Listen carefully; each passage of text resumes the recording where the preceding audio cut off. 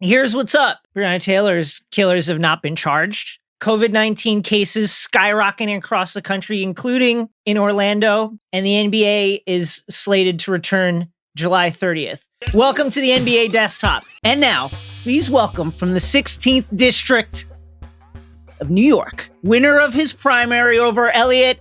I supported the Iraq War and financial deregulation. I'm only at this protest because I'm being primaried.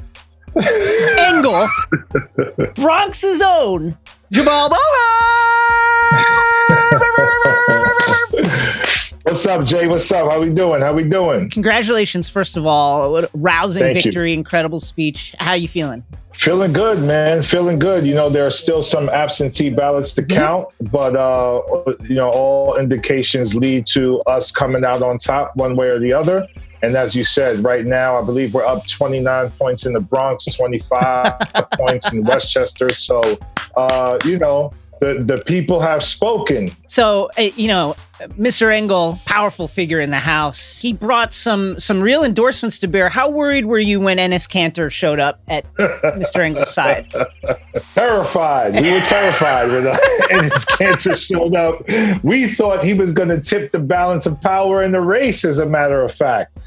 First of all, he don't even live here. But it's part of a theme, right? So a congressperson who here gets an NBA player who doesn't live or play here any longer to endorse him. So, and they advertised it with him wearing his Boston Celtics jersey. It's like, what's happening? He's a nice guy. Yes. So Enes notably played for the New York Knicks. What are we going to do about these Knicks? Here's what I need. I need Jay-Z, Diddy, Dr. Dre, maybe Oprah, maybe another black billionaire or brown billionaire to get some money together and just buy the team, man. Please. Rooted in youth culture, hip hop culture, creative culture. Get the right president, GM, coach, and let's make it happen, man. We need new ownership. What we have right now is it's crazy, and it's the dark cloud. It's like bad luck. Yes. Like when you don't get the first pick this year and don't get the second pick, and you're left with brother RJ Barrett. With all due respect, we needed John Morant at the very least, man, and we came away with neither. Something has to happen. I need Jay-Z and Diddy to figure this out. I would imagine, as someone who's steeped in the 90s Knicks, to see Charles Oakley dragged out of the Garden in that manner. How can you treat your legends like this? Don't forget Spike Lee. Spike Lee, who's been the number one Knicks fan in Knicks history. Unbelievable. Ticket holder for multiple years, spent millions of dollars. Even to now, he's still there every game to not just mistreat him in terms of the whole entrance and making a scene thing, but to put out a press release. Unbelievable stuff. And what about how tone deaf they are in terms of the Black Lives Matter movement taking place and social justice? I mean, it's just that compounding the fact that Dolan, a supporter of Trump, sent the Rockets to his inauguration, many of whom did not want to go. It's bad, folks. In New York City, New York City. Where Rucker Park is located. Kenny Anderson, Mark Jackson, Chris Mullin, Walt Clyde Frazier. Walt Clyde Frazier's trying to hold it down, and Dolan is sending the Rockettes to the Donald Trump inauguration. That's the upside down world we are living in right now in New York. For me, the best moment of my Knicks fandom in the last 20 years was Jeremy Lin, and that was 20 days. Yeah, man. And what's so crazy about that is the Knicks had a decent team during that year. They had a supporting cast. They had a decent coach. Yes. Quite honestly, I think they could have done better if they would have embraced and supported Jeremy Lin a bit more. Thank you. There was some internal stuff going on there. Might have been racial, might have been whatever, where, he wasn't protected enough on that team. And I think the team could have not won a championship, maybe at least won a playoff round, Now that we've fried James Dolan and roasted him.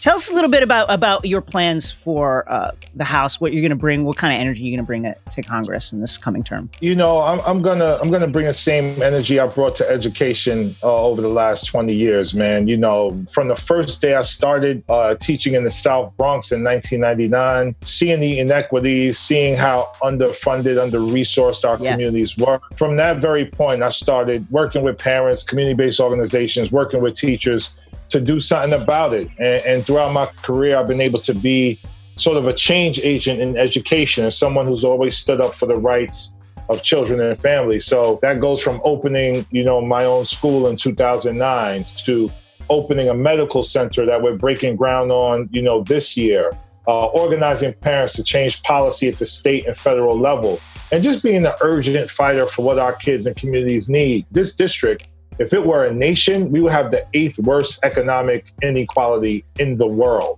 right? So that's what we're dealing with here. And obviously, you know, that falls along racial lines. So It's about dealing with racial and economic justice very urgently, very directly, very unapologetically, and fighting, you know, to get things done along those lines. And that's the work I'm going to continue in Congress, you know, God willing. Jamaal, thank you so much. And I can't tell you how thrilled we are to have you here. Let's go! Let's go, baby. Let's go. Let's get it done. Woo! Enter the bubble. Here's Woj. As coronavirus testing for players heading to Orlando starts today, teams are bracing for significant numbers of positive tests, and that's happening right now. Malcolm Brogdon recently tested positive. Nikola Jokic, who we surmised might have had a tapeworm last week, and we want to apologize to Nikola Jokic now. It should be noted that noted anti-vaxxer and tennis star Novak Djokovic, who had kind of derided safety concerns and had made a club appearance in recent days, has also tested positive. And then this photo emerged in which you can almost see the coronavirus traveling between them. Meanwhile, Trevor Ariza is out. Woj, Portland Trailblazers forward Trevor Ariza is opting out of participation in the NBA's Orlando restart of the season, committing instead to a one-month visitation window with his young son, sources tell ESPN. Come on, man.